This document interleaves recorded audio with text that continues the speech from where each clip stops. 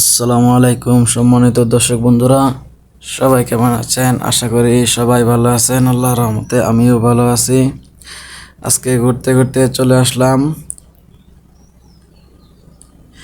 বাজারে, একটু শাক সবজি মাছ তরকারি কিনবো, বাজারটা ঘুরে দেখব। প্রথমেই চলে আসলাম মাছ কিনতে।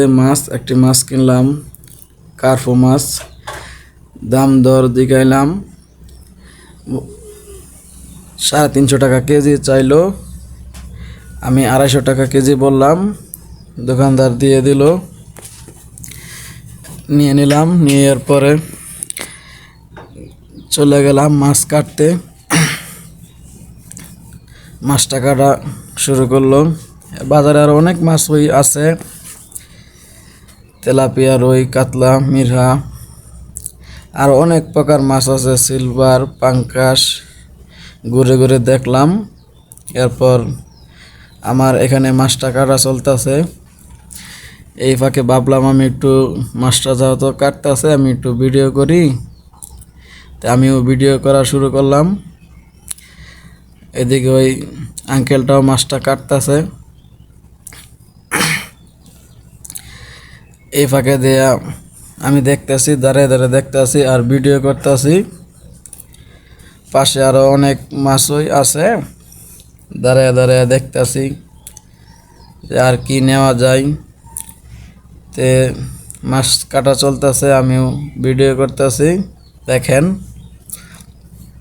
আগের দিনে মানুষ বাড়িতে মাছ কাটতো, মাছ চাষিরা বাড়িতে মাছ কাটতো। এখন আর বাড়িতে মাছ বেশিরভাগ সময় কাটা হয় না, বাজার থেকেই মাছ কেটে নিয়ে আসে সহজভাবে, যাতে পরিশ্রমটা কম হয়।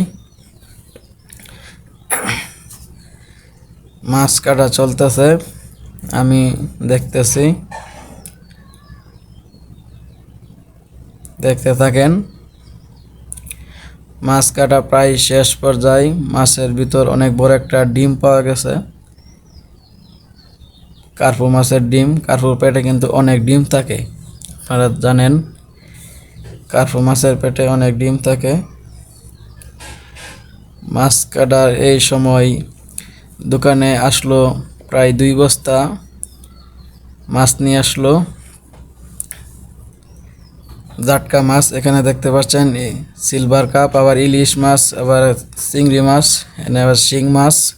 মাছগুলো একদম তরতাজা। শিং মাছগুলো অনেক